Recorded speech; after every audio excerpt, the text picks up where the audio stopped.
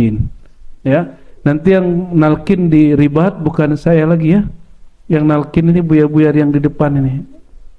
Yang belum hadir Buya Aldomi tapi di sana, dan Buya Asfi. Jadi kalau minta talqin nanti ada arahan dari beliau-beliau. Nama pertama namanya marhalah isti'dadiyah, periode persiapan, yaitu membaca zikir penghidup kolbu, yaitu ya hayyu ya qayyum.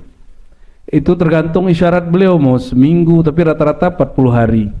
Ya, bisa jadi 3 hari, tergantung. Kadang sesaat saja boleh juga. Tapi basicnya seminggu, 2 minggu sampai 40 hari. Lalu ini sebenarnya silsilah mulai dari Allah, Jibril sampai ke guru kita yang terakhir. Lalu pulang dari Uzbek ya, menjelang ziarah kita dapat isyarat untuk menambahkan agar dapat berkah nama Nabi Khadir alaihissalam dan nama Al-Imam Al-Mahdi, supaya ya semoga kalau thariqah yang kita amalkan ini berlanjut di antara kita. Kalau kita meninggal pun semoga orang-orang yang pernah mengamalkan ini melalui kita menjadi pengikut-pengikut beliau, tidak tersesat dengan godaan-godaan kedustaan fitnatud dajjal. Amin ya rabbal alamin ya. Lalu teman-teman di halaman 7 di sini ada silsilah, ini salah ketik ya, baris ketiga, an Syekh Abdullah Al-Lahaji ya, pakai H, kalau di sini pakai H. Jadi saya dapatkan bahwa biografi beliau sudah diringkas dari kitab Rasyahat Ainul Hayat oleh Muhammad Amin Al-Kurdi.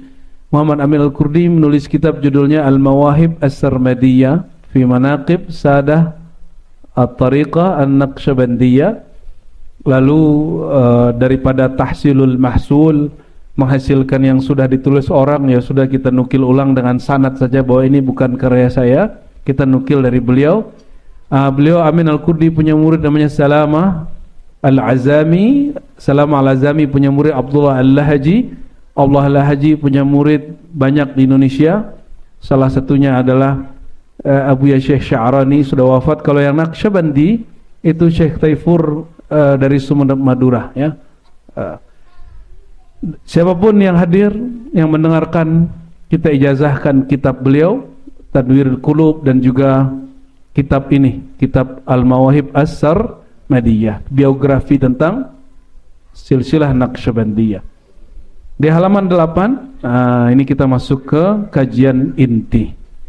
Nah teman-teman kalau mau lihat silsilah kita boleh ditampilkan sebentar, tim IT yang halaman 44 bisa ditampilkan, atau yang dari situs Ribat ada yang silsilah Naqsyabandiyah ada. Kalau di sini halaman 44 sampai 50 ini baru satu jalur, ya, bisa ditampilkan kalau sempat ya, kalau sudah langsung ditampilkan saja.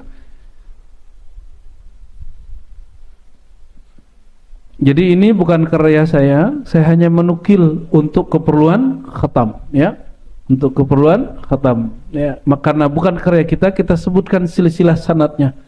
Insyaallah tahun depan kita gubah sendiri Bu ya, insyaallah ya, seperti kami menggubah sebelumnya di Haul Syekh Abdul Qadim As-Samani An-Naqsyabandi di Istiqlal, kita buat sendiri manaqibnya ya. Mungkin ada yang pernah ikut sebelumnya, itu memang kita tulis sendiri dengan tentunya dengan izin Allah Subhanahu wa taala.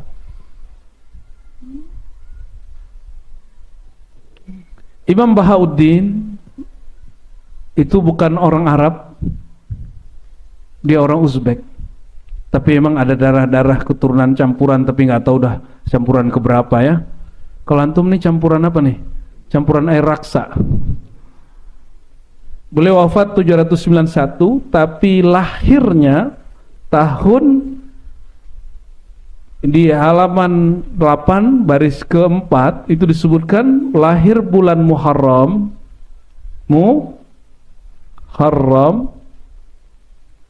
ya 717 Hijriah. Wah, itu angka cantik gitu ya. BC 212, 313, 515, 616, ini 717 ya. Ini lahirnya. Tapi diperdebatkan hari apa. Yang pasti hanya bulan Muharram. Tapi besar kemungkinan beliau lahirnya hari Isnin, ya, besar kemungkinan.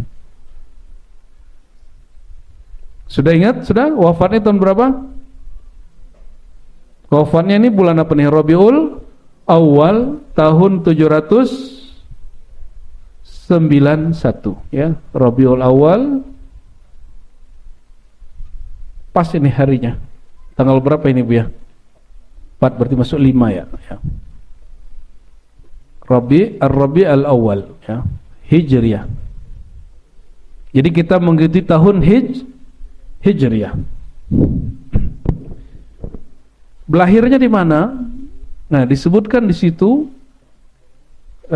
fi Qasr al-Arifan, ya. Qasr al-Arifan. Orang sana nyebutnya Arifon. Apa arti Qasr Arifon? Ini bahasa Arab tapi masuk ke Persia, artinya istana ahli makrifat. Orang Persia lama kalau menyebutkan jamak cukup kasih alif dan nun belakangnya. Arifon gitu, Arifon ya. Apa artinya? Kayak kita nyebutnya Gunung Putri gitu ya. Jati Keramat. Nah, kalau ini namanya apa? Istana Arifin. Kampung ahli marifat, itu artinya. Kampung ahli marifat. Ibunya lagi hamil. Imam Muhammad Baba Samasi yang bakal jadi guru pertama dia, siapa? Muhammad Baba As-Samasi. Samasi ini kampung Samas. Muhammad Baba As-Samasi, atau disebut saja Maulana Syekh Muhammad As-Samasi. Beliau ini orang yang tajam penciuman batinnya, bukan penciuman ini. Kata Imam Yahya bin Mu'adz Ar-Razi, imam yang muncul di abad awail, ya, 3 abad pertama Hijriah. Inna lil walayah raihatan yashummuha ahluha. Marhaban biha. Sesungguhnya para aulia, sesungguhnya kewalian itu punya aroma yang dapat dicium, dapat dideteksi oleh ahlinya.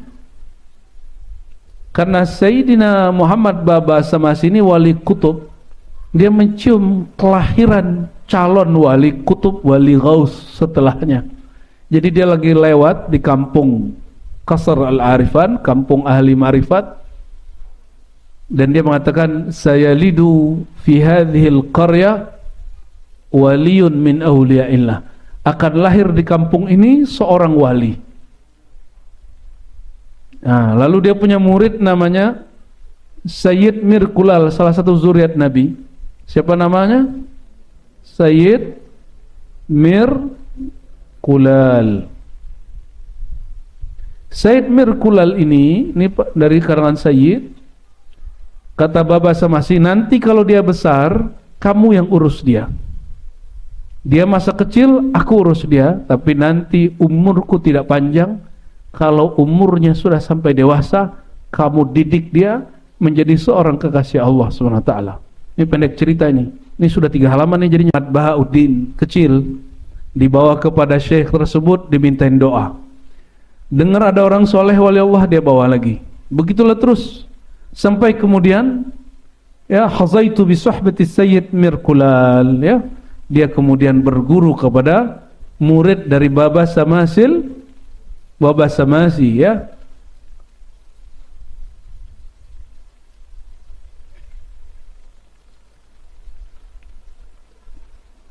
Baba Samasi ini zikirnya keras, la ilaha illallah, seperti Buya Yunal tadi sama Buya Mursal. Ya, nah itu ada silsilahnya. Coba sampai ke Baba Samasi. Terus bawa lagi Nah, coba di zoom, stop, di zoom. 3 nama saja, Muhammad Baba Samasi, Mirkulal, Bahauddin. Coba digedein. Bisa di zoom. Baba Samasi, ya. Mundur sedikit ke atas. Oke. Mulai dari Sayyidi Mahmud Al-Injir Faghnawi, itu zikirnya keras. Bahkan dari Arif Riwakri zikirnya keras. Azizan Ali Ramitani zikirnya keras. Baba Samasi zikir keras, zikir lembut. Terus bawah Mirkulal zikir keras, zikir lembut. Mirkulal ini udah punya asisten, udah punya khalifah, udah punya syekh yang diangkat. Setiap kali khalifah-khalifah tariqah ini duduk zikir la ilaha illallah, begitu ya. Imam Bahauddin diam-diam keluar. Akhirnya jadi bahan omongan. Apa kata mereka? Ini si Bahauddin ini sombong kali nih. Kita yang tua-tua ini tidak ada harga dia. Ya, masa kita mimpin zikir dia keluar? Sombong kali itu orang. Mereka laporlah. Apa kata mereka? Wahai Tuan Mirkulal, ini muridmu yang muda ini kurang ajar, suul adab kepada kami. Wah, ini masalahnya. Ketika murid sudah diangkat oleh guru terus merasa lebih tinggi. Waktu itu ngumpul sekitar sebanyak inilah, 200, 300, 400. Wallahu alam nih berapa orang nih, Bu ya? Habis bukunya. Sisa dikit. Ya, ada yang nggak dapat pasti kan? Atau ada yang nggak ngambil. Ini nggak dijual, nih cuma ganti fotokopi aja karena teman-teman aja yang urus, saya tidak tahu. Karena saya tidak menjual, ini tidak di ISBN. Ini hanya untuk sekedar bacaan dan tidak dijual karena tidak dicetak secara profesional ya. Ini hanya keperluan ziarah lalu kita cetak. Apa kata Mirkulal? Ketika semua muridnya kumpul, tahukah kalian? Nah, saya pernah zikir di sana, itu nggak enak zikir lembut, enaknya zikir keras. Ya, kita pas ziarah ke tempat Syekh Mirkulal ini, saya coba zikir lembut, kata dia keras saja. Akhirnya kita zikir la ilaha illallah, baru sedap sekali ya. Seperti kita menteriakkan hati kita yang sudah tuli. Kata Mirkulal, tahukah kamu apa yang terjadi pada muridku Bahauddin? Muhammad Bahauddin itu diberikan kelembutan hati, maka dia memilih zikir sir. Dan zikir sir lebih cepat menembus kolbu daripada zikir jahar pada diri Bahauddin. Maka sejak zaman beliau sampai Maulana Khalid An-Naqsyabandi, sampai guru-guru kita, sampai guru saya, itu zikirnya lembut sampai hari ini zikirnya. Baru pada masa Ar-Razi balik lagi keras. Ya. Mulai balik keras lagi. Kenapa? Kalau tidak dibimbing pelan-pelan, dulu kita kalau tawajuh istighfar, kaifiat zikir, diam, 1 jam diam. Itu banyak yang bingung dan tergoda mau buka handphone lagi tawajuh kan? Maka sekarang zamannya orang itu zaman audio visual, betul nggak? Dia kalau nggak lihat mesti dengar. Maka kemudian istighfar dibimbing, syahadatnya dibimbing, zikirnya dibimbing, semuanya dibimbing, dipimpin sampai selesai. Baru yang terakhir ketika al-madad ruhaniyah, tawajuh, inti tawajuh itu menghadapkan kalbu kepada Allah dengan berwasilah kepada kalbu para guru-guru. Ya, berwasilah kepada kalbu para guru. Kalau kita mandi air susu gimana Bu? Yang pernah air susu, kulitnya lembut gak? Kalau mandi air, kalau yang untuk orang kudisan tuh air panas apa namanya itu? Air belerang, itu kulitnya jadi apa? Bau gak? Bau. Orang kalau mandi air apa saja itu lengket di badannya. Maksudnya paham gak? Tawajuh itu sedang menunggu limpahan nur, limpahan rohani dari seorang imam atau para imam. Kalau kita tawajuh Naqsyabandi ke Imam Naqsyabandi, berharap kalbu kita dilembutkan Allah. Tawajuh ke Imam Hakim Tirmizi berharap sifat buruk kita diganti Allah. Tawajuh, ya, jadi kolbunya dihadapkan kepada Allah lalu mengamalkan zikir Syekh Fulan. Nanti kita berharap dari kolbu beliau melimpah nur, yang nur itu bermanfaat untuk kolbu kita masing-masing. Itu manfaat dari tawajuh.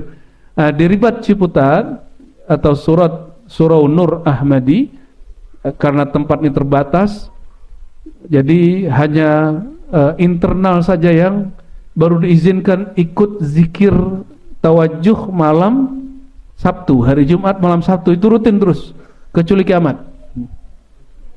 Dajjal keluar tidak mungkin lagi. Ya, semoga doakan segera. Kita sedang bangun pusat kajian zikir, kajian tasawuf di Buaran Serpong, ya. Semoga nanti bisa lebih banyak yang hadir. Ya, seperti ini. Nanti belajar thariqah lebih mudah, nggak ribet. Dan semakin belajar thariqah, antum akan semakin menghargai makhluk, akan semakin menghargai perbedaan orang. Insya Allah nggak ribut-ribut lagi. Mu'tabarah nggak mu'tabarah, ya. Ya, saya pernah datang ke satu tempat, mursyid-mursyidnya menghina salah satu thariqat yang dianggap tidak mu'tabarah, ya, yang berasal dari Jawa Timur, yaitu Wahidiyah. Saya sampaikan baik-baik, itu bukan satu dua tempat. Hati-hati kalian, jangan sebut dia tidak mu'tabarah, cukup katakan kami beda thariqah dengan dia. Kenapa? Saya tahu persis pendirinya Syekh Abdul Majid, Mbah Abdul Majid. Setiap malam dia merasakan perjumpaan rohani dengan Rasulullah SAW, karena beliau tidak putus-putus sholawat dari bangun tidur sampai tidur lagi. Ada nggak ahli thariqah yang begitu hari ini? Yang katanya Naqsyabandi, yang katanya Qadiri, yang Samani, Syatari, Tijani. Ada nggak ente yang begitu hari ini? Dari bangun tidur sampai tidur lagi, tidak putus bersolawat kepada baginda Nabi Muhammad sallallahu alaihi wasallam. Maka mereka punya satu bab namanya istighraq. Apa arti istighraq? Meleburkan diri dalam nur Muhammad sallallahu alaihi wasallam. Lalu mereka baca assalatu wassalamu alaika ya Rasulullah, ya Habiballah, ya Nurallah. Nah, di kita juga ada itu, namanya tawajuh. Maka di tawajuh di ujung, setelah selesai zikir khataman, kita baca al-madad ya Sayyidana ya Rasulullah. Kita itikadkan nur dari Nabi mengalir kepada guru-guru, terus sampai mengalir kepada kalbu kita semua. Amin ya Rabbal Alamin. Said Mirkulal ini justru membela Imam Bahauddin Shah Naqsyaband. Lalu beliau mengikuti pola-pola zikir dari Said Mirkulal. Apa yang terjadi?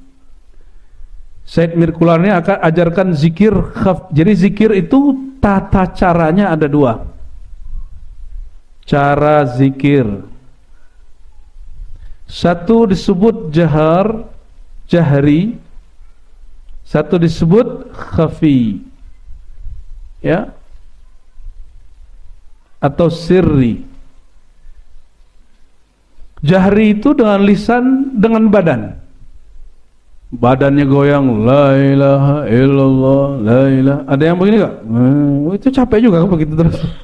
Ada yang la ilaha illallah, la ilaha. Imam Bahauddin dia tidak menyalahkan itu, tapi dia memilih zikir dia, bahkan malaikat kiri kanan pun tidak tahu. Dia dapat satu riwayat Imam Baihaqi, khairul rizq ma yakfi, sebaik-baik zikir yang cukup, sebaik-baik zikir ma khafi, wa khairul dzikri ma khafiya, sebaik-baik zikir yang halus tersembunyi. Lalu ada ungkapan athar bukan dari Nabi, zikir khafi, ya, zikir khafi, zikir tersembunyi itu jangankan tetangga kiri kanan kita, malaikat hafazah pun tidak tahu, malaikat penjaga pun tidak tahu. Inilah khususiyah dari Imam Bahauddin Shah Naqsyabandi. Di saat dia zikir khafi, Allah limpahkan nur ke dalam kolbunya. Kolbu. Nur ini berlapis-berlapis, berukir-berukir, semuanya bertuliskan Allah. La ilaha illallah, dan semua asmaul husna yang kemudian tergabung dalam lafaz al. Bahasa Persia yang yang diserap dari bahasa Arabnya itu naqsh. Apa arti naqsh? Ukiran nur. Ban, ya, kalimah yang bercahaya. Nak digabung, Naqsyaban. Naqsyabandi itu nisbatnya. Orang belajar thariqat Naqsyaband disebut Naqsyabandi. Jadi thariqat Naqsyabandiyah tidak diambil dari nama pendiri, diambil dari kondisi rohaninya saat berwirid. Ya, ini hanya istilah. Ya, di Uzbek saat itu berkembang banyak bahasa, ya, bahasa Tajikistan, bahasa Persia, dan bahasa Arab. Bahasa Arab untuk ulama, bahasa Persia dan Tajikistan untuk orang awam. Ya, dan thariqat Naqsyabandi ini pengamalnya ada yang ulama, karena ulama ini nggak suka kepala gerak-gerak di zaman itu, dianggapnya awam.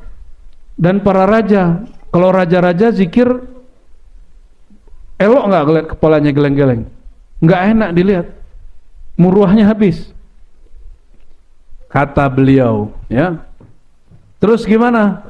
Maka yang pas thariqat Naqsyabandiyah yang zikirnya halus, yang zikirnya halus. Di Indonesia datang ke Mekah namanya seorang Syekh Ahmad Khatib dari Sambas. Tadi ada Baba Samasi, ini dari Sam. Dia dapat ilham gabungkan thariqat Qadiriyah dan Naqsyabandiyah. Qadiriyah zikir kerasnya, Naqsyabandiyah zikir lembutnya. Tuh, boleh digabung-gabungkan. Ya. Syekh Ahmad Khatib Sambas Nabi atau umat Nabi Muhammad? Kenapa dia boleh gabungkan? Ya, karena dia dapat ilham. Kalau antum nggak percaya, nggak usah ikut. Ya, maka yang ikut beliau lakukan, yang percaya sama beliau ikuti. Gitu ya. Oleh karena itu tidak elok orang thariqat Naqsyabandiyah Khalidiyah ngejek Qadiriyah Naqsyabandiyah. Biasa aja. Di Pulau Jawa dominan TKN ini, mulai dari Banten sampai ujung Banyuwangi. Di Jawa Barat yang masyhur Syekh Tolha. Syekh Tolha ini bercabang banyak. Ada yang turun ke Betawi, ke Bandung, ke mana-mana. Yang paling masyhur cabang daripada Syekh Abdullah Mubarak yang melahirkan kemudian wali kutub yang sangat masyhur yang kita sering dengar namanya Abah Anom atau Syekh Ahmad Sahibul Wafa Tajul Arifin. Ya, ada orang nggak suka juga sama kajian kita. Kita kalau nyebut nama Arab kadang-kadang keliru kan. Kita loading dikit dibilang nggak hafal, katanya cinta Syekh Ahmad Abah Anom gitu, kok nggak hafal namanya? Bukan nggak hafal, gelarnya kepanjangan jadi lidah kita patah-patah. Ya, ya biasa, ada aja orang nggak senang, ya nggak apa-apa. Saya juga dapat jalur lain di Betawi, ya, orang apa tuh yang jualan handphone tuh, pasar apa namanya, Tanah Abang sono, Roxy, ya. Beliau ngambil dari Syekh Muhammad Qasim, dari Zainal Abidin, dari Syekh Talha, ya. Malah kita dikasih cincin khirqahnya sebagai tanda estafet dilanjutkan. Ya, dan alhamdulillah juga yang lagi ramai sekarang Habib Lutfi dengan jatmanya, dan Syekh Ahmad Khalwani dengan jatmannya. Dua-duanya juga punya TKN dengan jalur yang berbeda. Kita juga dapat ijazahnya, ada yang am, ada yang khas. Tapi sampai hari ini mohon maaf saya tidak mengajarkan TKN. Kenapa? Pulau Jawa ini mulai dari Banten sampai ujung sana mursyid-mursyid TKN-nya masih banyak. Jadi saya ajarkan yang jarang diajarkan di sini, yaitu thariqat Naqsyabandiyah Khalidiyah, ya. Dan sebagian beberapa wilayah nggak ngajarin Syazili, kita ijazahkan wirid Syazili, ya. Apalagi thariqat Samaniyah di Betawi hanya tersisa hari ini, kecuali sebagian tempat yang kecil, hanya tersisa manakibnya. Betul nggak? Jadi kalau orang-orang tua Betawi dulu saya dengar kalau nggak berzanji manakib Syekh Saman. Tapi sayang hari ini manakibnya tersisa, zikirnya hilang. Nah ini sayang sekali ya. Insya Allah surau Jati Keramat ini, surau Nur Rahmani, asas zikirnya tarikat sama nih. Jadi mohon maaf kalau tetangga-tetangga kita sudah coba bikin kedap suara, zikirnya emang agak keras. La ilaha illallah, la ilaha. Ini masih mending. Kalau kami dulu guling-guling zikir la ilaha itu, la ilaha illallah, tahu-tahu udah nyampe di ujung sono. Zikirnya di sini, sadarnya nyampe di situ sudah. Maka kalau zikir samaniyah tidak boleh campur laki perempuan, laki-laki aja, perempuan saja. Kalaupun hadir mesti perempuannya ditaruh di luar apa di mana gitu. Khawatir nanti terjadi ikhtilat. Tapi kalau Naqsyabandi cukup dikasih pembatas sudah aman. Karena zikirnya diam. Pejam mata, lidah dikunci, tahu-tahu kepalanya turun. Awalnya masih Allah, lama-lama lumayan. Kata Syekh Rajab dari Damaskus, an-naum fi dzikr, tidur dalam zikir itu keren katanya. Daripada ente tidur sebelum berzikir. Kenapa orang bisa tertidur dalam zikir? Berarti gelombang otaknya tenang, dan orang tidak mungkin tenang kecuali tidak mungkin tidur kecuali gelombang otaknya tenang. Jadi yang menjadikan suara Buya Aswi sebagai pengantar tidur, berarti suaranya vibrasinya beda. Katanya kita juga begitu, Buya. Allahumma sholli ala sayyidina Muhammad. Ini pendek cerita.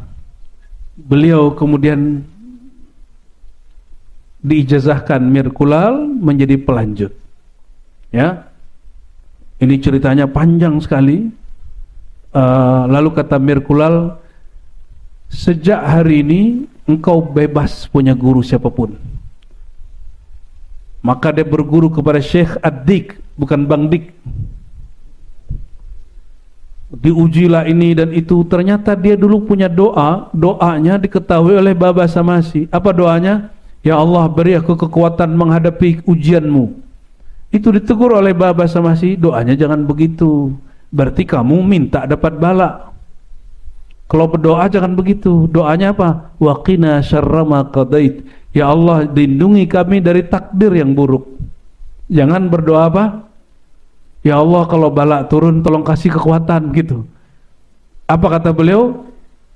Ketika Mir Kulal mengatakan, hari ini pendidikanku untukmu cukup, engkau bebas berguru.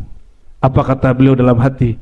Inilah awal aku diuji sekuat-kuatnya. Pertama berguru ke Muhammad Dik, terus berguru ke Syekh Khalil dari kaum Atrak ya. Dan yang paling parah apa? Syekh Khalil mengatakan, kamu punya amalan. Apa amalmu? Berguru kepada alam semesta. Disuruh ngapain? Dia disuruh berkhidmat kepada makhluk yang paling dibenci, yaitu anjing. Kalau dia jalan kemanapun ketemu anjing, anjingnya kalau sakit dikasih obat, kalau lapar kasih makan. Kalau mohon maaf guguk, kucing itu kalau kita kasih makan, dia tahu terima kasih nggak? Nah ini namanya sedekah alam. Jadi bersedekah kepada binatang, kepada alam pasti nggak dibalas. Ini ujian apa? Ujian ikhlas. Kalau kita memberi, orang nggak bilang terima kasih. Kalau coba ngasih si guguk, kalau dikasih dia bilang makasih gitu nggak? Nggak ya? Habis dimakan dia ngapain? Pergi dia. Malah kita dibentak sama dia. Maksudnya apa? Ini jalan takdir beliau. Beliau tidak hanya berkhidmat mulai dari guru manusia, tapi juga berkhidmat kepada alam. Ketemu hewan, apa yang sakit, yang patah, dia pijit. Sampai dia kemudian mengatakan, aku berguru kepada hewan-hewan. Mengambil sifat baiknya, membuang sifat buruknya. Ada satu hal yang dia pegang. Tidak ada hewan yang tamak. Hewan itu tidak pernah nabung untuk hari esok. Nggak punya rekening. Jadi hewan itu semua punya ilmu, namanya ilmu tawakal.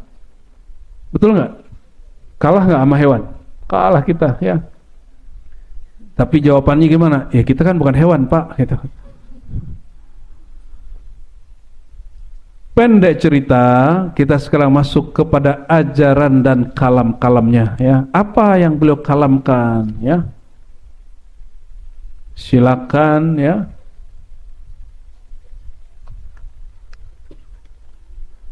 Kalau yang tentang beliau zikir lembut ya, zikir keras itu di halaman 15, 16. Di halaman 16 ini yang bisa bahasa Arab, baris ke 1 2 3 4 5 dan 5 wa'lam ya. Wa'lam anna min zaman Syekh Mahmud Injir Faghnawi. Jangan dibaca anjir ya. Bacanya apa? Ini Buya Aswi itu canda waktu kita jarah. Ini salah-salah baca gawat nih Buya katanya. Apa nih gawat? Ini kalau orang Betawi baca jadi anjir Faghnawi kan lucu. Tapi orang Arab biasanya bacanya anjir Faghnawi. Kalau orang Uzbek bacanya injir Faghnawi ya. Itu nama kampung. Mahmud dari kampung Injir Faghnawi ya. Sampai zaman Said Mirkulal. Sampai zaman siapa? Said Mirkulal. Berarti berapa masa tadi? Mahmud. Terus dari Mahmud siapa? Ali. Ali Romitan? So? Ali, terus Baba. Terus Kulal. 1 2 3 4. Berarti 4 generasi zikirnya keras. Dan itu memang terasa. Kita saat ziarah ke sana zikirnya keras semua. Ya. Pas sampai ke Imam Bahauddin itu zikirnya nggak bisa keras. Kita ajak keras dia mau nyelembut. Kita ajak keras dia mau nyelembut. Ya. Lalu kata beliau, ya, 4 masa ini baris ke 5 ya. Kanu yajtami'una lidzikri bil jahr. Mereka kalau ngumpul zikirnya jahar. Kanu idzan faradu, kalau sendiri-sendiri yazkuruna khafiyah, baru kepalanya nunduk, lidahnya dikunci, zikirnya sendiri. Khafi, halus. Falamma talaqqa Sayyiduna al-Baha quddisa sirruhu hadhihi at-tariqatil 'aliyyah. Setelah diterima oleh Imam Bahauddin, iktasara ala dzikril khafi, dia memilih zikir yang khafi, akhdhan bil azimah, mengambil dengan hal yang azimah ya. Azimah itu lawan dari rukhsah. Baru di situ ceritakan bahwa ada isu bahwa beliau ini su'ul adab dan lain sebagainya ya. Kita kemudian pindah ke halaman supaya langsung dapat berkah dari ilmu beliau.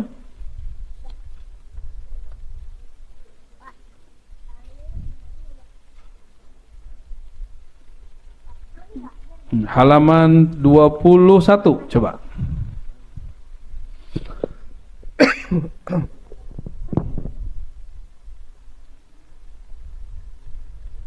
Beliau ini pernah tugasnya bersih-bersihin WC, itu kerjaannya.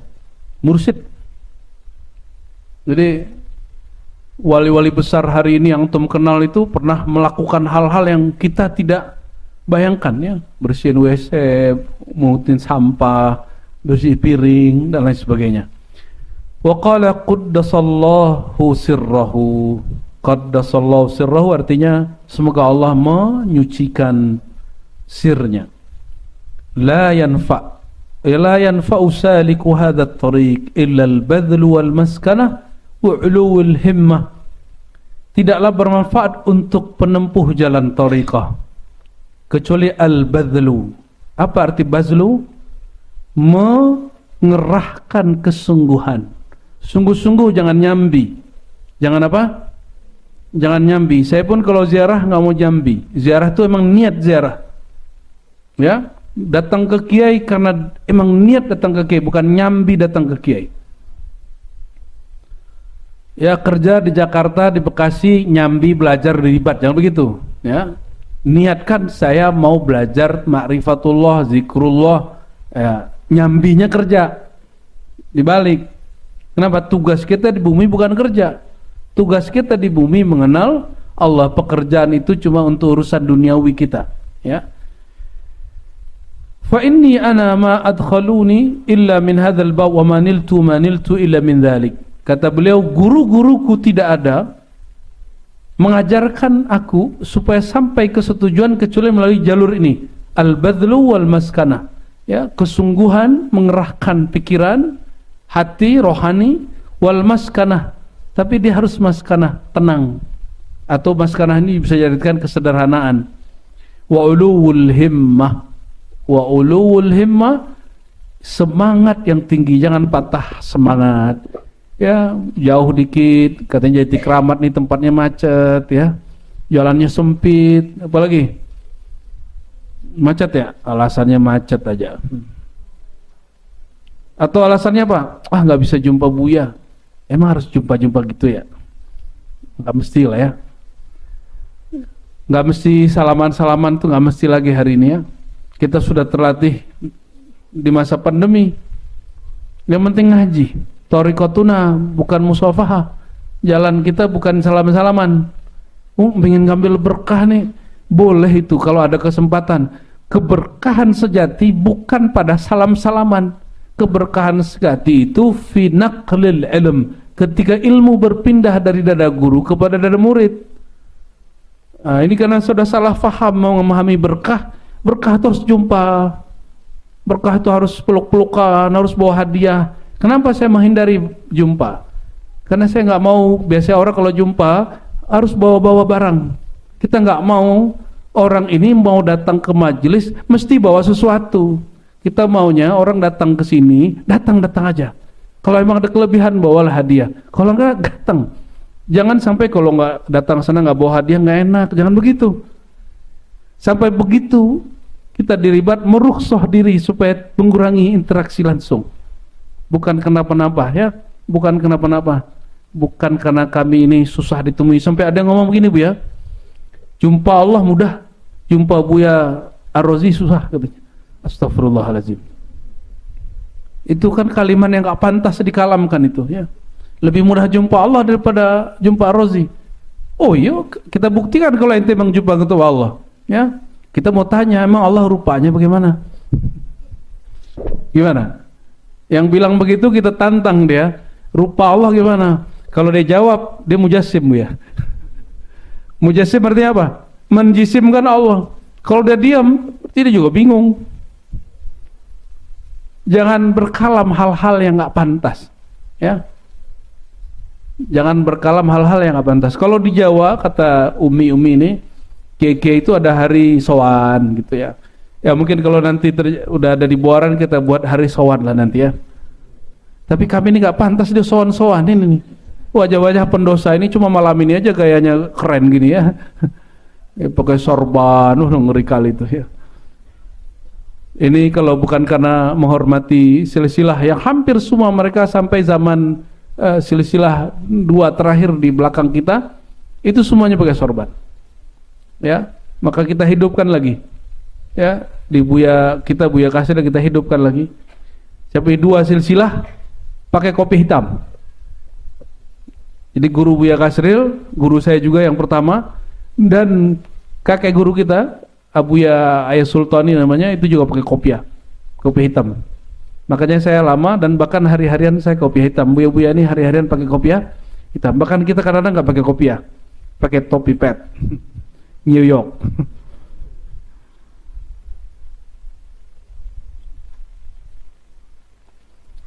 Apalagi ajaran beliau. Nah, ini ajaran yang paling inti dalam Thariqat Naqsyabandi. Tidak hanya zikir-zikir 11.000, 70.000 itu wirid. Ada amal ma'rifat namanya. Amal apa? Amal rohani. Coba perhatikan. Di baris keberapa ini? 1, 2, 3, 4, 5, 6, 7. 6, ya. Wa qala qaddasallahu sirrahu. Berkata Imam Bahauddin Shah Naqsyabandi. Wa rafa'a fil mala'il a'la qadrahu. Semoga Allah mengangkat kemuliaannya di mala'il a'la. Nafyul wujud wa adamu ru'yatin nafs fi hadha at-tariq wa ra'su mali daulatil qabul wal usul. Apa jalan cepat wusul kepada Allah versi Imam Bahauddin? Ya, cepat wusul. Apa arti wusul? Sampai kepada kesadaran bertuhan tingkat tinggi. Itu yang disebut wusul. Jangan salah faham, tidak ada namanya makhluk sampai kepada Khalik. Dalam pengertian makhluk itu hadis. Apa arti hadis? Dicipta baru. Allah itu qadim. Allah itu bukan makhluk, Allah bukan benda. Tidak mungkin makhluk yang benda sampai kepada Allah yang qadim. Paham? Maka kalimat usul dalam ilmu tariqah, ilmu hakikat, ilmu ma'rifat, tiada maksudnya kecuali sampainya rasa kehadiran, rasa kesadaran kepada Allah tingkat tinggi. Kalau orang awam sadarnya kalau lagi susah, betul, lagi dapat musibah, sholat duhanya 12 rakaat, sholat witirnya 11, kalau boleh ditambah lagi ditambahkan. Kata guru, zikir 100, la ilaha illallah, istighfar 100, apalagi ya, la ilaha illallah 100, selawat 100, subhanallah bihamdi, kalau bagi dia tambahin bu ya, itu hati aneh belum tenang, belum puas. Terus pulang itu hasbunallah, apalagi hasbi rabbi jalallah ma fi qalbi illallah. Udah banyak sekali tuh, la ilaha illallah al-malikul haqqul mubin. Jadi bisa beribu-ribu. Tapi kapan dia baca begitu? Karena ada hajat, anaknya mau masuk sekolah, anaknya mau kerja. Kapan kamu benar-benar berzikir karena Allah, bukan karena pengen urusan dunia?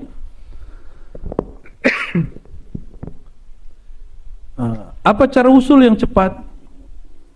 Beliau sebutkan di sini dua saja.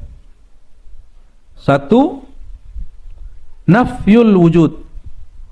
Nafyul wujud. Apa arti nafyul wujud? Menafikan wujud, meniadakan wujud diri. Kalau kita tidak memandang diri kita ini ada, terus kita merasa diri kita sholat gak? Kalau antum punya amal berjasa, membantu kawan, membantu majelis, membantu guru, bantu umat, kalau orang merasa sampai kepada bab ini meniadakan wujud dirinya, berarti dia meniadakan merasa beramal, merasa berjasa. Ini cara cepat sampai kepada Allah. Jadi kalau sudah wirid jangan bilang, ya kan ada nih orang ngomong ini, setelah saya zikir jam sekian dengan angka sekian kali saya dapat ilham. Wow. Dia merasa wirid, dia bikin dia dapat ilham. Ilhamnya aneh-aneh lagi, ngangkat Imam Mahdi ya. Kalau dia ngangkat Imam Mahdi berarti makomnya kan lebih tinggi dong. Hati-hati loh. Hati-hati tuh, bahaya sekali tuh. Imam Mahdi itu khatmul aulia, wali tertinggi. Kalau ada orang ngangkat dia, kira-kira siapa dia itu? Dulu sih kita rukhsah, cuma sekarang kok dibiarin aja ya. Malu-maluin thariqah aja itu. Nggak ada ampun hari ini. Kita insyaallah istiqamah akidah ahlus sunnah wal jamaah. Kita insyaallah istiqamah dalam menjaga amal mazhab yang 4 khususnya Syafi'i. Kita insyaallah istiqamah mengamalkan thariqat yang bersanad, yang bersambung kepada Rasulullah sallallahu alaihi wasallam. Yang kedua, cara usul cepat apa?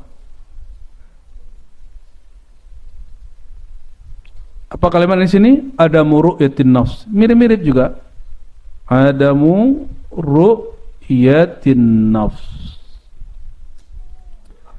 Adam, tidak, meniadakan. Ru'yat, melihat. Nafs, diri. Maksudnya apa? Jangan mandang diri kita ini sudah berthariqah. Jangan mandang diri kita ini sudah bernaqsyabandi, bersyazili, berqadiri. Enggak. Siapa yang tersinggung dengan kalam barusan, yang contoh barusan, berarti ente masih melihat diri. Ya, yang gampang tersinggungan, gampang emosian, itu karena dia melihat dirinya. Ini contoh lagi di jalan, disalip orang, emosi nggak? Emosi, sama kita berarti. Dulu tanya mau itu ya. Dulu saya begitu. Kalau sekarang biarin, itu orang lagi kerja. Kadang-kadang lupa juga sih ya. Kalau lupa cepat syahadat istighfar. Berarti kita merasa diri kita penting, diri kita ini sesuatu, sehingga kalau disalib orang, ih belagu kali kau ya. Rekeningmu aja aku tahu katanya. Itu sombong, kan sombong namanya itu. Sombong itu. Salam-salaman kita nggak disalamin orang. Oh, dia bukan wali nih. Karena kalau dia wali pasti salaman sama aku. Berarti dia memandang dirinya lagi kan? Kalau lagi ada yang terhormat fulan, oh nama dia nggak disebut. Oh, aku ini tidak diakui ya man. Gaya-gaya begitu muncul dari apa? Ru'yatun nafs. Ini yang membuat orang nggak usul-usul, tidak sampai kepada Allah. Jadi mohon maaf, zikir-zikir dalam khalwat itu latihan-latihan untuk menjaga nur. Tapi kalau untuk menjadi usul bukan itu. Ya, apa dia? Ini dia. Kalau wiridan jangan merasa so ahli wirid. Kalau sudah berjasa jangan merasa berjasa. Ini buya-buya ini juga sama. Ini buya-buya ini dulu-dulu kan di kertas itu ada tulisan Fulan bin Fulan yang mentalkin Buya Yunal. Nah itu kalau girang hatinya bermasalah itu.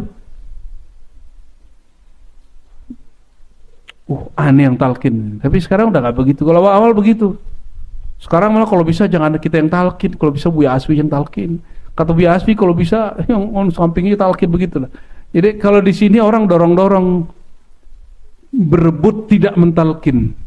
Saya nggak tahu kalau di luar. Sepertinya yang saya temuin banyak berebut mau akhirnya berebut punya murid. Apalagi muridnya datang pakai mobil.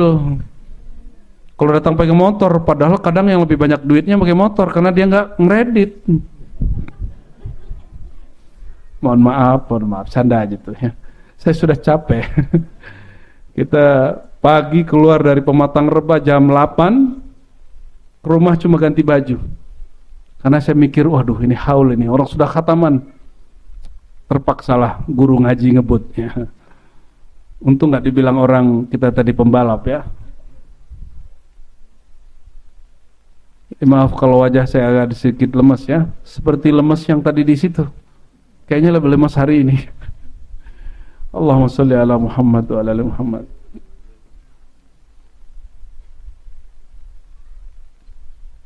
Oke, kita lanjut.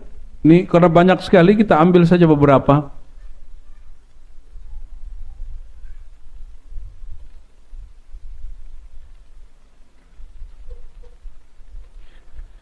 Ada namanya dalam thariqat itu satu program namanya tawajjuh. Apa namanya? Bahasa Arabnya begini. At-tawajjuh. Oh, sorry. Dari kata wajjaha, tawajjaha, yatawajjahu tawajjuhan. Dari kata wajah. Apa arti tawajjuh? Menghadapkan wajah kolbu kepada wajah guru. Tidak hanya wajah ini. Kalau kita menghadap seseorang pakai wajah atau pakai dengkul? Pakai apa? Pakai wajah. Betul? Wajahnya dibaguskan atau dibersihkan atau tidak? Dibersihkan. Bagus-bagus ya. Ya disebut wajah karena dia mahallun nazrah. Tempat menatap. Wajah fisik menatap yang fisik, wajah kolbu menatap ke dalam kolbu, wajah sir menatap kepada sir, wajah ruh menatap kepada ruh. Ya, tawajjuh ini lain dengan zikir. Zikir itu sudah tinggi sebenarnya. Menyebut nama Allah, Allah, Allah, la ilaha illallah, itu sudah tinggi sebenarnya.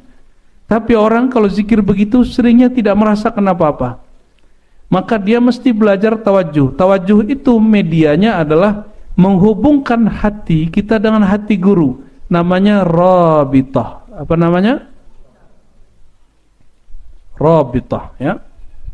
Bahasa Arabnya begini. ribat dari bahasa ini. Ribat. Ribat artinya ikatan. Ikatan cinta kepada Allah disebut ribat, ya. Rabithah, ikatan kolbu murid dengan guru. Perhatikan, kolbu itu ada jenis kelaminnya nggak? Nggak ada. Jadi yang suami-suami punya istri, nggak usah khawatir. Kalau istrinya ikut ngaji, kolbu istrinya menghadap kolbu gurunya, itu nggak ada kelaminnya. Jadi nggak boleh cemburu ya. Ngapa? Karena itu nggak ada urusan dengan syahwat birahi. Apalagi ruh itu tidak laki tidak perempuan, tapi memang Allah memberi karakter. Ruh laki-laki yang ditiupkan kepada laki-laki dominan nama Allah yang mana gitu. Ya. Rabithah, ya, rabithah ini jadi kolbu dihubungkan dengan kolbu. Kolbu guru, dia terhubung ke kolbu gurunya terus sampai kepada Rasulullah SAW. Apa manfaatnya? Itu sama kayak, coba lihat, kalau kita mau hidupkan lampu, kita colokin nggak? Kalau contoh lama, aliran irigasi air. Kalau ingin aliran irigasi depan rumah atau sawah kita punya air, kita sambungkan ke kemana yang kita mau. Nah, apa kata beliau? Halaman 22. Wa qala qaddasallahu sirrahu, baris kedua. Fi bayani ahwali sulukihi wa athari ta'thir al-istimdad min ruhainati sadatil amjad. Penjelasan mengenai suluknya dan bekas daripada istimdad, pengaruh dari aliran nur pertolongan Allah melalui rohaniyah para ahli silsilah yang mulia. Bagaimana caranya? Anna tawajjuh li ruhaniyati Sayyidina Uwais Al-Qarni. Diambillah satu contoh nih ya. Jadi tawajuh ini tidak mesti ke jalur silsilah kita. Boleh lintas. Maka mohon maaf ya, kita tidak seperti beberapa thariqah, dia hanya berziarah kepada imam thariqahnya.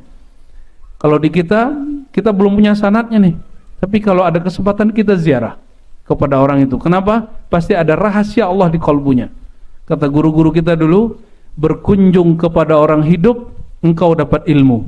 Berkunjung kepada orang wafat, engkau dapat ma'rifat. Nah, itu bedanya, ya.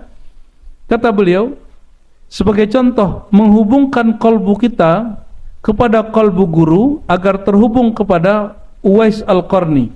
Uwais Al-Qarni. Apa yang terjadi? Lahu a'zamu ta'thir fil inqita'it tam wa tajarrud al-kulli anil alaqa al-batina wa zahira. Ada beberapa hal kalau orang sering ya mengkoneksikan kalbunya ke Uwais. Pertama, inqita'it tam. Inqita'it tam itu terputus dari dunia lalu fokus kepada akhirat. Boleh kita artikan fokus. Yang kedua, tajarrud al-kulli. Ini hampir sama ya. Terlepas. Lepas dari sebab. Itu tajarrud kulli. Karena sebab ini jadi hijab. Ini dalam batin ya, bukan secara zahir. Secara zahir tetap kita kalau lapar harus makan, kalau sakit harus berobat, kalau nggak punya uang mesti bekerja. Jangan salah pasang ilmunya. Terus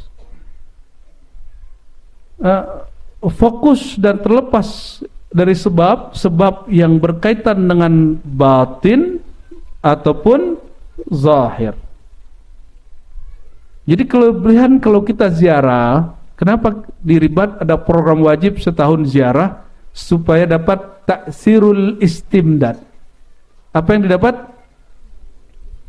Taksir al-istimdad.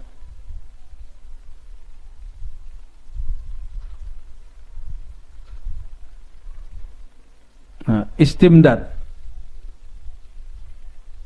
Taksir istimdad artinya pengaruh daripada anugerah bantuan limpahan nur dari Allah SWT. Ya. Dan ini yang dilakukan oleh para masyaikh, mereka bahkan baik ketemu makbarah kuburannya ataupun tidak jumpa. Misalnya nih, kita nggak jumpa Uwais Al-Qarni ini, diklaim di Yaman, diklaim juga di Yordan, kata orang Turki di Turki, macam-macam. Terus yang benar di mana? Wallahu alam, ruhnya tidak bertempat. Lalu kalau ruh kita konekkan kepada beliau, sambung nggak? Sambung, yang penting sebut namanya. Sebut namanya, apa efeknya? Nanti Allah limpahkan dari nur qalbunya Uwais Al-Qarni kepada qalbu kita, at-tajarrud al-kulli wal inqita'ut tam, ya, terlepas dari asbab-asbab yang zahir dan batin, ya. Jadi kalau yang suka ngeluh-ngeluh, oh saya begini, saya terhalang ini, itu coba qalbunya sering Fatihah kayak Imam Uwais Al-Qarni, yang sering banyak alasan kalau mau ke majelis, sering-sering baca Fatihah ke Uwais Al-Qarni. Ya, tapi saya yakin yang datang malam ini tanda tidak banyak alasannya, hanya banyak tujuan.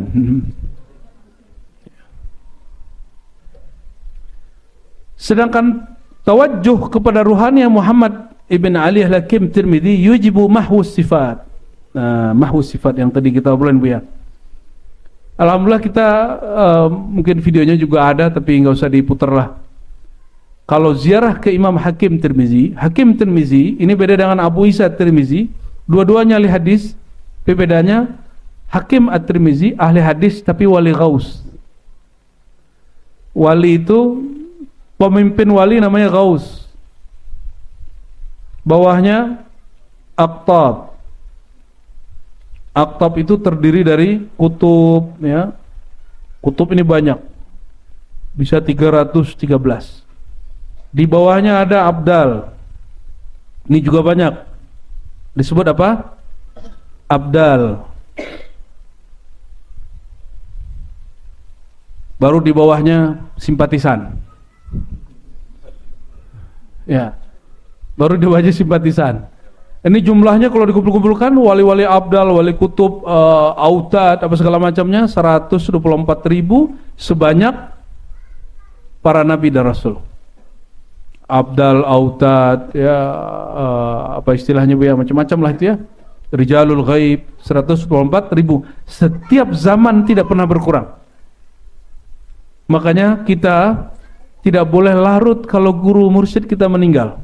Sedih-sedih aja. Tapi nggak boleh kemudian berputus asa atau kemudian mengakuisisi makomnya. Ya.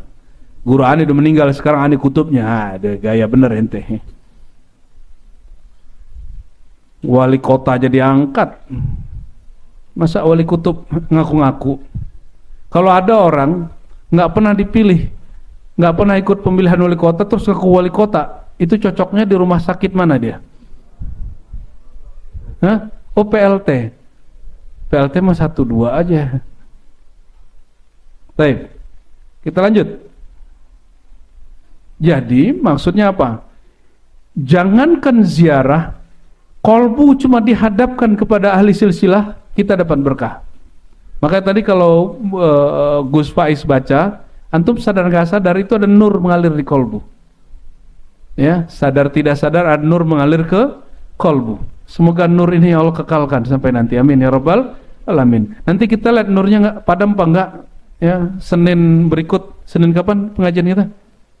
Senin besok, ya. Insya Allah datang lagi, ya.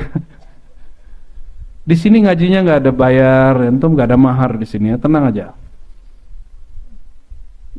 Kecuali kita buat pengajiannya di hotel, bayar hotelnya sendiri.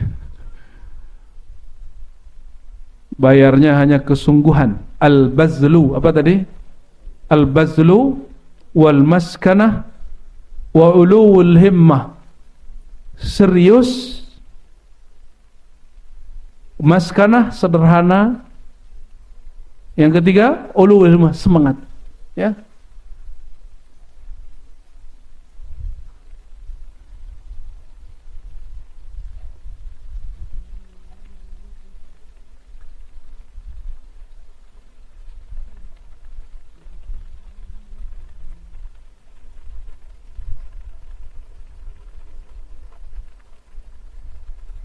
Oh, ini panjang sekali, kita cari yang lain, ya.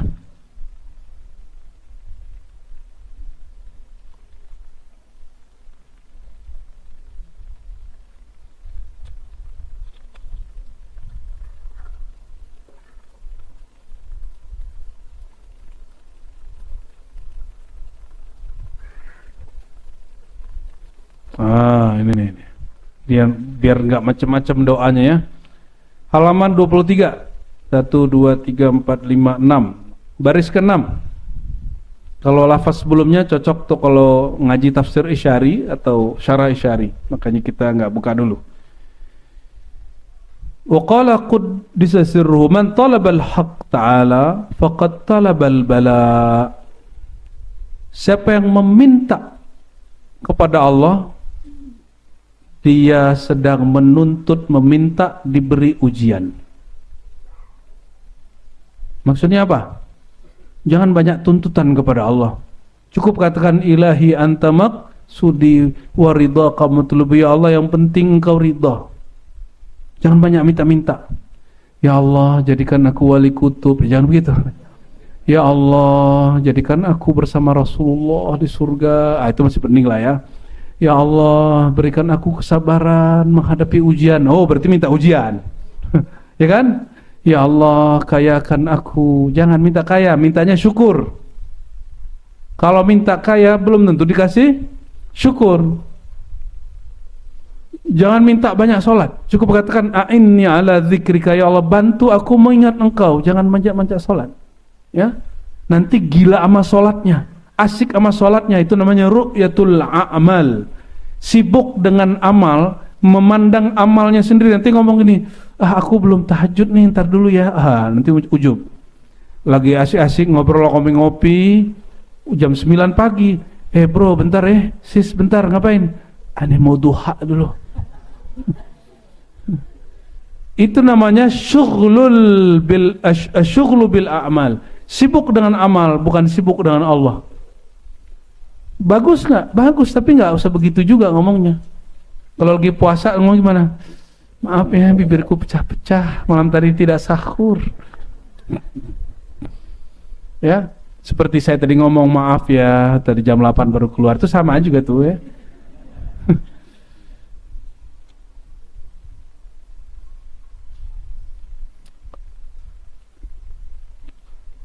Man ahabbani, ada hadis qudsi, man ahabbani ibtalaituhu. Siapa yang mencintai aku uji cintanya. Benarkah cintanya benar? Cintanya hak. Senang enggak diuji Allah? Apa takut? Senang apa takut? Berarti belum ngerti apa itu bala. Ya. Bala itu beda dengan fitnah. Kalau al-bala, al-ibtila itu positif iya, negatif iya. Tapi kalau fitnah itu pasti negatif. Bala bahasa Arabnya begini. Terjadinya bala disebut ibtila. Ibtila. Maka linabluwakum ayyukum ahsanu. Kami tempa kamu, kami uji kamu mana yang bagus kerjaannya. Kalau di Hizb Bahar dipakai ayat di surat Al-Ahzab itu ya. In wa idh betuliyal mu'minun, dan ketika orang beriman diberi bala. Maka ciri-ciri orang beriman ada bala padanya. Ini jadi takut jadi beriman kan? Karena ente enggak mengerti apa itu bala. Bala itu artinya ujian. Ini bahasa kita. Kalau mau masuk PNS, mau masuk karyawan, mau masuk jadi anggota TNI, Polri, mau jadi kerjanya naik, itu diuji nggak? Dikasih ujian nggak? Kenapa orang mau naik pangkat, mau masuk kerjaan diuji, tapi ketika mau dapat pangkat al-mu'min tidak mau diuji? Itu orang berakal atau kurang akal? Hah? Mau jarum orang dalam? Pengen jalur orang dalam. Orang dalam itu berarti ente sudah punya pengorbanan sebelumnya dengan orang dalam, punya hubungan cinta kasih dengan orang dalam. Berarti sebelumnya sudah punya suatu pekerjaan amal yang luar biasa. Maka nggak perlu diuji. Ordal itu bahasa kita syafaat. Syafaat itu bagi orang yang sudah terbukti cintanya sehingga tidak perlu diuji. Itu namanya syafaat. Orang yang Nabi bantu Karena dia terbukti muhibbi Rasulullah SAW, pencinta Rasulullah. Kalau kita kan belum terbukti. Terbukti nggak? Coba dikagetin, keluarnya apa? Kodok, katak gitu ya. Betul kan? Betul. Atau aduh. Jadi ujian itu mekanisme alam, hukum alam yang mesti dilalui setiap orang mendapatkan gelar baru di sisi Allah, al-mu'min, al-muttaqin. Mulai malam ini berebut bala nggak nih? Huh? Maaf. Kalau kita latihan push up, hari pertama sanggupnya 3, hari kedua bisa jadi 5, hari berikut bisa jadi 7, berikut bisa jadi 10. Kalau nggak dimulai-mulai bisa naik jadi 10 nggak? Dan harus bikin capek badan nggak? Kalau mau ototnya bagus, badannya ramping segala macam, apa yang dilakukan? Dikurangi makannya. Jadi kita ini sering menguji secara zahir karena banyak orang ngomongin, kalau kamu mau ramping, kalau kamu mau turun berat badan, lakukan ini, lakukan itu. Kalau ngomong dokter, kamu terima. Ya, kalau mursyid ngomong, kenapa nggak terima? Kalau kiai yang ngomong, kenapa nggak terima? Kalau ustadz yang ngomong, kenapa nggak terima? Berarti emang kurang yakin kan? Sahabat-sahabat Rasulullah kalau tidak ada ujian hari ini, mereka tanya, ya Rasulullah, kami masih al-mu'min atau tidak? Ya, apakah dibiarkan seseorang mengatakan kami beriman wahum la yuftanun, dan mereka belum diuji, belum dites, bahkan yuftanun, dibikin kacau. Saya sering kasih contoh, masih ingat? Ini isinya apa? Air apa? Ini putih, kuning, apa? Emang putih begini? Ini bening, air mineral. Kalau digoyang, keluarnya apa? Keluarnya apa nih? Keluarnya apa? Keluarnya warna apa? Air kopi, air susu. Nah, kalau disebut di Hizib Bahar, wa idzib tuliyal mu'minuna wa zulzilu zilzalan syadida. Dan ingatlah ketika orang beriman diuji, lalu digoncang. Ini kalau digoncang keluarnya apa? Kalau dalamnya Allah, nama Allah, keluarnya nama Allah. Kalau dalamnya cinta Rasul, keluarnya sholawat. Kalau dalamnya binatang ternak, keluarnya ANJING. Dalamnya monyet, keluarnya monyet loh gitu. Ternyata dalam diri kita masing-masing ada itu. Nggak usah jauh-jauh, saya aja masih ada. Situ kan udah bersih, ya betul ya, udah bersih ya, kayaknya udah bersih sih, kayaknya. Kalau saya masih banyak, dalam diri saya masih banyak itu. Jadi kalau digoyang dikit keluar dia. Jika di dalamnya hitam, keluar hitam. Jika di dalam wadah jiwa ini, di dalamnya dunia, digoncang dikit keluarnya dunia. Karena kita cinta duit, ada pengemis cuma minta 2.000, kita tuduh dia bakal bikin rumah. Udahlah nggak ngasih sih cuma 2.000, terus ente nuduh dia macam-macam. Apalagi yang nuduh, oh tuh buat narkoba tuh. Ngasih 2.000, nuduh dia pemaksiat, kan aneh. Nah itu kan ujian-ujian tipis. Kalau nggak ngasih, diam aja sih. Ya, bisa nggak? Kalau nggak ngasih, diam. Kul khairan aw liyasmut, katakan yang baik atau diam saja. Gimana? Bener. Coba kalau lagi marah keluarnya apa? Kebun binatang, WC, atau langit. Ya. Yang keluar nama Allah, nama Rasul, atau nama-nama binatang, atau nama-nama kotoran. Kalau lagi marah, yang mana keluar? Kalau dalamnya syaitan, keluarnya duduh. Oh, syanu tuh, lo lagi marah. Dia cari kambing hitam semua. Padahal kambing hitam nggak banyak ya. Yang banyak tuh kambing belang. Nah, hati-hati mulai malam ini saya dan kita semua, kita coba Kenapa zikir itu diulang sampai tertanam ke dalam kolbu, memenuhi kolbu, memenuhi latifah, memenuhi pikiran, memenuhi lisan. Kalau dia digoyang yang keluar nama Allah. Itu sebenarnya. Ya, jangan nunggu tua. Ini masih yang muda-muda ini, jangan nunggu tua untuk suluk dan khalwat. Bertorikot tuh jangan nunggu tua, ente dikubur pikun. Serius. Syukur-syukur tua-tua nggak pikun. Kalau nggak pikun uzur, kakinya duduk sebentar sudah sakit, ya, ya. Ini yang hadir-hadir berarti ini uzur ini. Pikun nggak? Coba duduk lama-lama bu dokter, pasti kakinya sakit. Tuh, udah uzur kakinya. Otak, badannya, akalnya belum uzur, tapi kaki sudah dipakai lebih dari 60 tahun. Kita aja baru dipakai beberapa puluh tahun sudah mulai kecapean.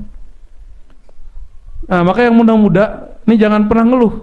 Ini yang masih muda-muda, jangan tunggu waktu untuk ngambil talqin thariqah.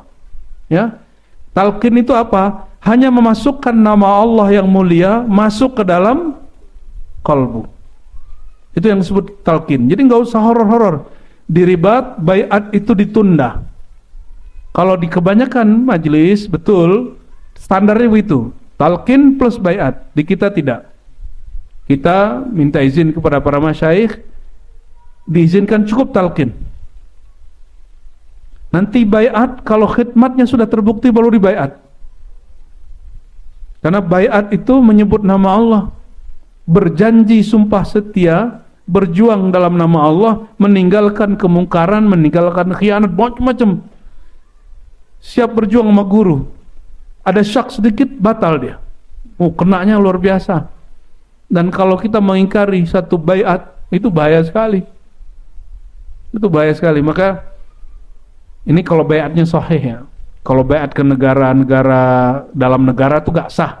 Baiatnya sendiri sudah gak sah. Cuma karena nyebut nama Allah wajib dikafarahkan 3 hari puasa. Ya.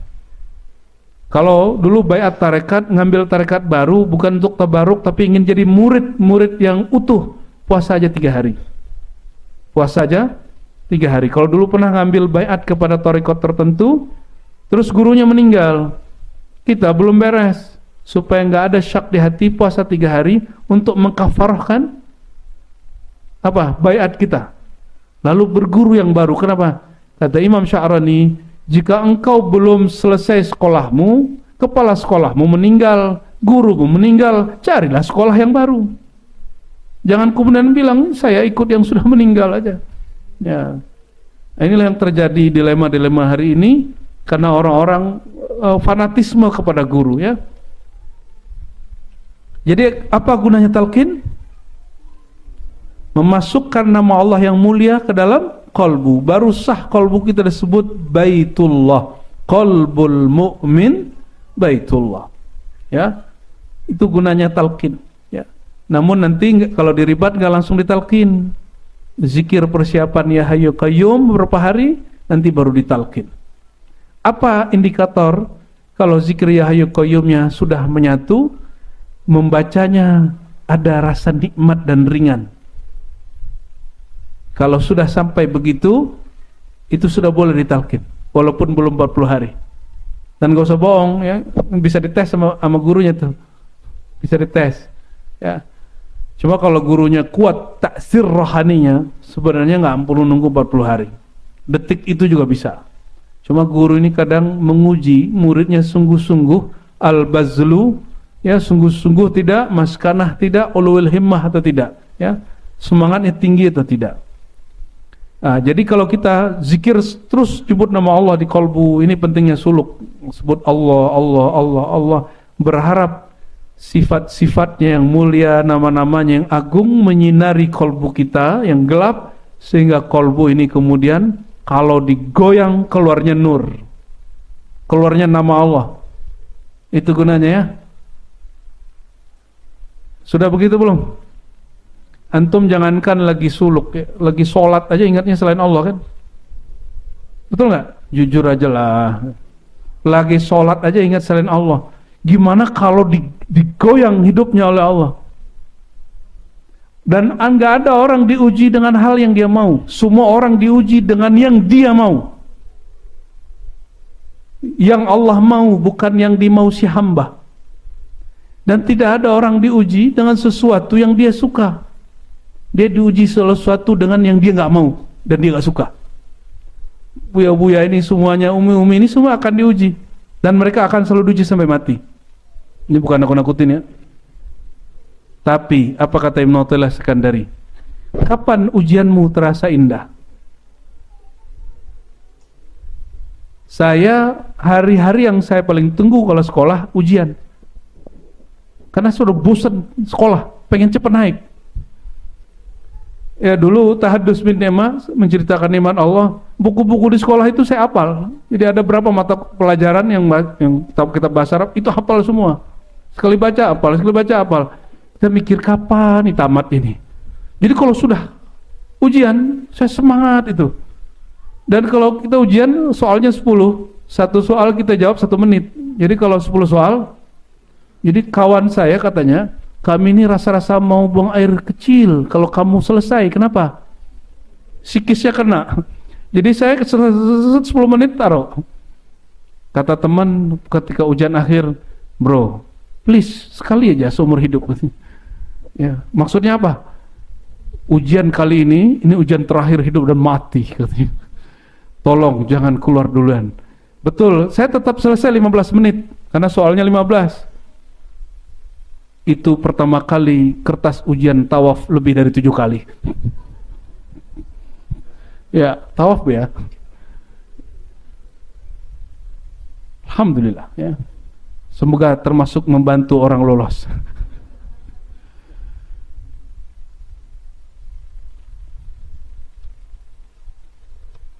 Allahumma sholli ala Muhammad. Jadi orang-orang itu baru ujian akal di sekolah. Ujian akal aja kita merindukannya setiap saat. Jadi dulu karena kita ini kurang kolbunya dididik secara intens, paling senang nunjukin pinter. Jadi kalau guru ngasih pertanyaan apa, kita duluan jawab biar kelihatan orang pinter. Senang diuji. Senang diuji. Harusnya itu dilakukan kepada Allah. Harus senang diuji. Itulah makom para sahabat. Mereka tidak merasa tersakiti dengan ujian. Ya, ada seorang sahabat baca kitab Tarajum Sahabah. Saking cintanya sholat, lagi sholat sunat, mereka sholat sunat itu bisa 2 jam. Anaknya dipatok ular. Habis assalamualaikum orang udah rame. Dia bingung, wah kenapa rame nih? Anakmu udah mati katanya. Dia nggak sadar anaknya sudah mati. Di awal dia takbir. Baru selesai 2 jam. Begitu asiknya dia. Habis itu dia bilang, alhamdulillah rabbil alamin, sudah berpulang anakku kepada yang punya. Aneh kan? Gila atau aneh? Kalau di dalamnya nama Allah, yang keluar nama Allah. Kalau di dalamnya nama emang dia betul-betul cinta kepada anaknya secara duniawi, dia merundung duka. Ya, maka ketika terjadi pandemi, perhatikan, orang yang sholatnya sudah masuk ke rohaninya, pandemi tidak bikin dia goyang. Urusan ekonomi nggak bikin dia goyang. Tapi perhatikan, selama pandemi, kayaknya orang nggak pernah tahajud lagi. Kayaknya dulu-dulu tahajud ini gugur semua. Apalagi waktu isolasi mandiri. Betul kan? Kenapa? Selama ini ibadahnya hanya ritual, tidak pernah tembus ke dalam kolbu. Ya, saya menyaksikan sendiri, ibu-ibu menghardik orang di belakangnya karena tidak menjaga jarak di Alfamart, di Indomart. Padahal ibu-ibunya cantik, jadi nggak cantik bagi saya. Berarti di dalamnya, ngomongnya kasar lagi, berarti di dalamnya ada kebun binatang. Wajah doang yang cantik, dalamnya binatang buas. Ya. Dicolek dikit, terganggu, keluarnya binatang buas. Nauzubillah summa nauzubillah. Oleh karena itu, Syekh Abdul Qadir Jilani, Bahauddin Shah Naqsbandi, dan semua para ulama sufi ijma bahwa talqin wajibnya wajib ain, fardu ain. Ya, fardu ain. Kalau tidak, yang paling berat itu ujian sakratul maut. Di saat sakratul maut, kalau tidak ada nama Allah di sini, khawatirnya yang keluar saat sakit itu bukan lagi nama Allah. Ya, jadi jangan tunggu-tunggu lagi. Cari mursyid di mana aja, nggak mesti di ribat. Ribat ini hanya media orang memantik orang biar mau berthariqah. cari mursyid, wakil talqin manapun nggak masalah. Ya, kalau ngaji kitab di sini boleh lah, ya ngaji tarekat.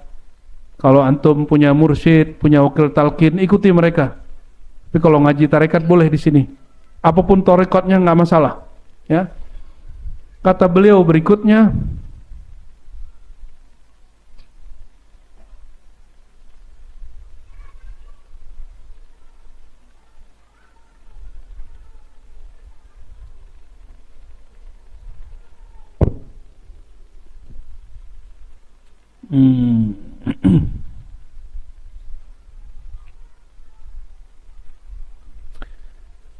Di 4 baris terakhir Imam Bahauddin Shah Naqsyaband menukil perkataan Imam Junaid yang ditanyakan kepadanya. Jadi Imam Junaid ditanya, telah terputus pembaca Quran, pembaca kitab, dan sudah sampai para sufi. Apa maksud kalam itu?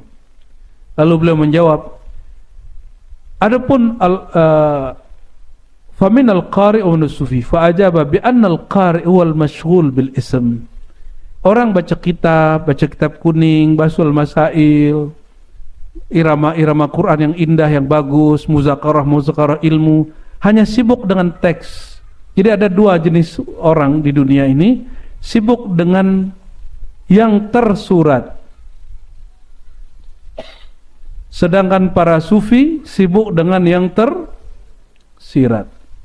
Kalau sibuk dengan tersurat, perdebatannya panjang, maka tidak pernah sampai kepada makna yang sebenarnya.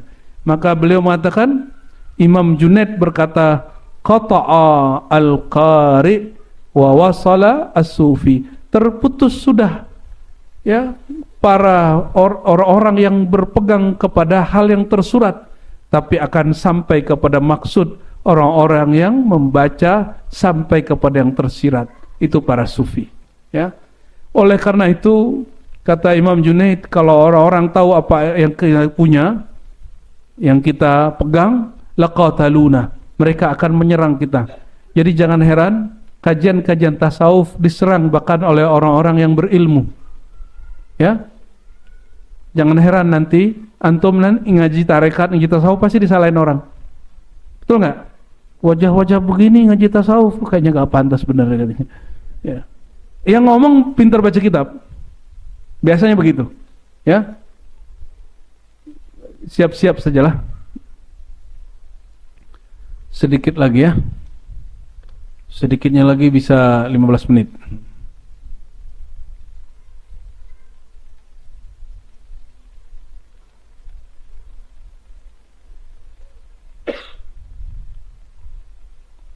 Sebelum selesai nanti kita minta Buya Asfi, Buya Yunal mungkin berikan 5 menit kalau beliau berkenan ya.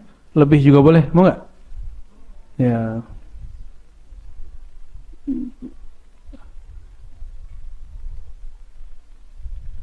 Pentingnya niat ya, halaman 25. Halaman 25. Baris paling atas. Wa qala qadasallahu sirrahu tashihun niyyati muhimmun lil ghayah. Meluruskan niat, bahasa Arabnya tashihun niyyah.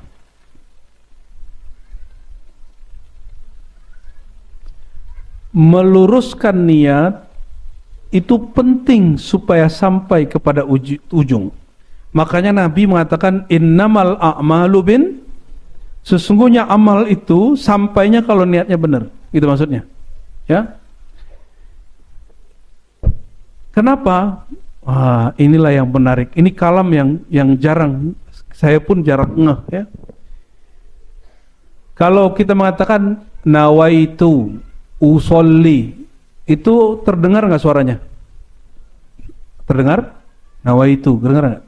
Usolli, aku berniat sholat, terdengar? Itu alamnya zahir atau gaib? Zahir. Tapi niat bukanlah melafazkan niat. Niat dengan melafazkan niat lain. Melafazkan niat itu hanya pemantapan atau conditioning. Niat itu di kolbu. Kolbu itu gaib atau nyata? Gaib. Nah, apa kata beliau? Li'anna niyata min alamil ghaibi la min alamil kasbi. Niat itu dari alam gaib, bukan dari alam nyata yang dapat diusahakan dengan mudah. Walidzalika lam yasil ahadu kubara'il Islam ka Ibn Sirin ala janazatil Hasan al-Basri wa qala lam tahdurni niyyah. Ya. Oleh karena itu sekelas Imam Ibn Sirin, jangankan zahirnya Hasan Basri, jasad Hasan Basri pun dia nggak jumpa. Kenapa? Panggilan hatinya nggak ada. Jadi niat itu boleh diartikan panggilan hati, ya, kesadaran hati. Lalu Imam Sahal At-Tusturi mengatakan an-niyyatu nurun. Ini ilmu huruf. Niat itu nur. Niat sama dengan nur. Nur hurufnya apa aja?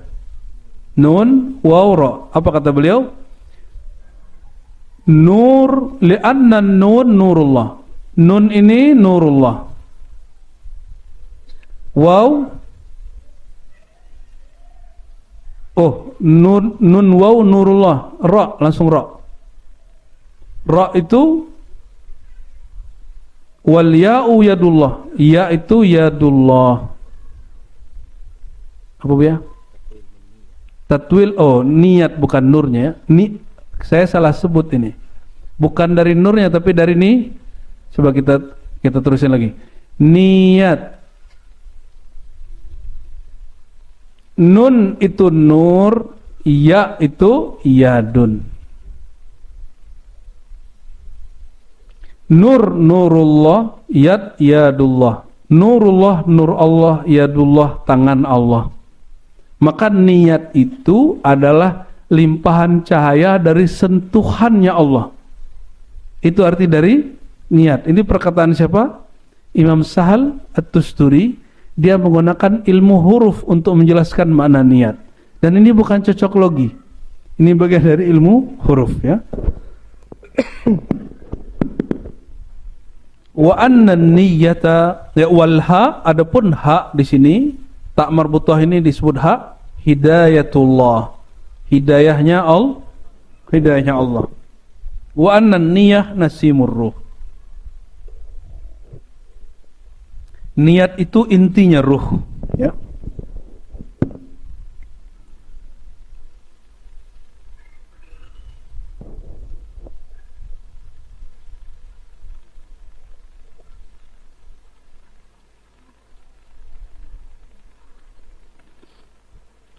Nah, ini perhatikan, kalau lagi suluk, lagi khalwat, amal-amal harian kita harus diganti. Selain yang wajib. Kalau yang wajib nggak boleh diganti. Misalnya hari-hari baca Rotibul Haddad, kalau lagi khalwat nggak dibaca.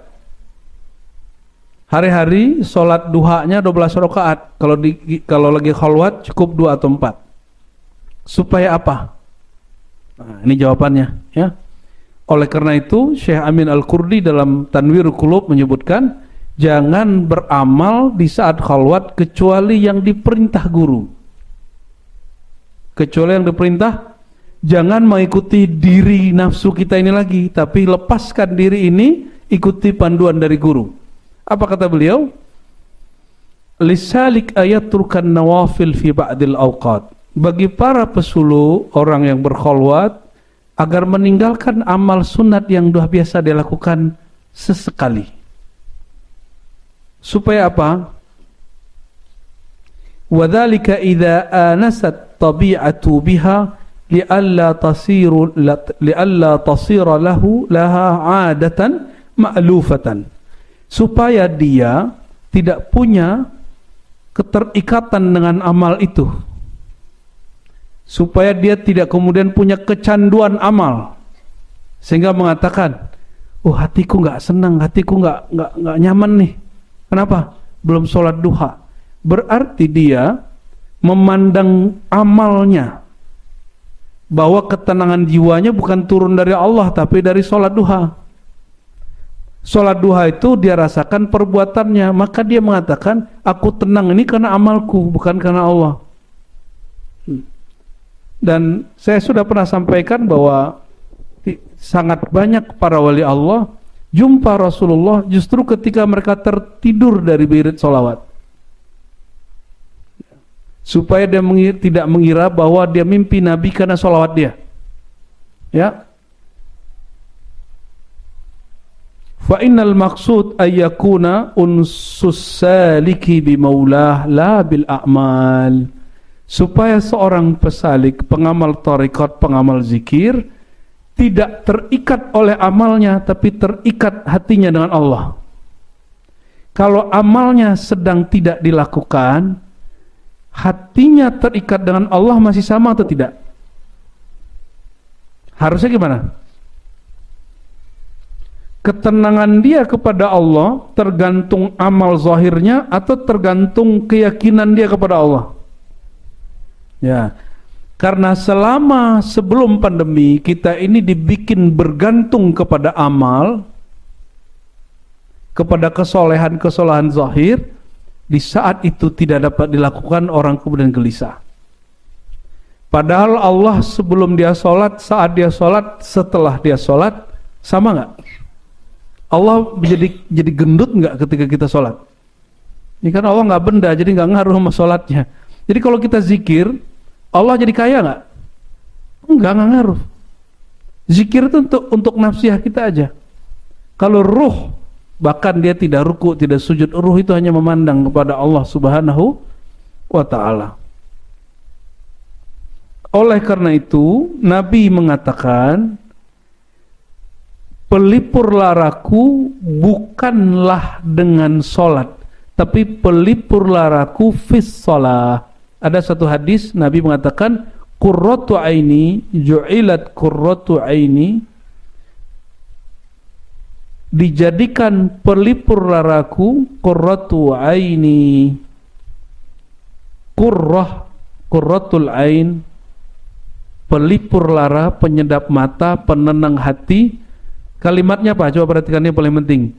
Bukan bis shalah, dengan melaksanakan sholat, bukan. Tapi Nabi mengatakan apa? Fis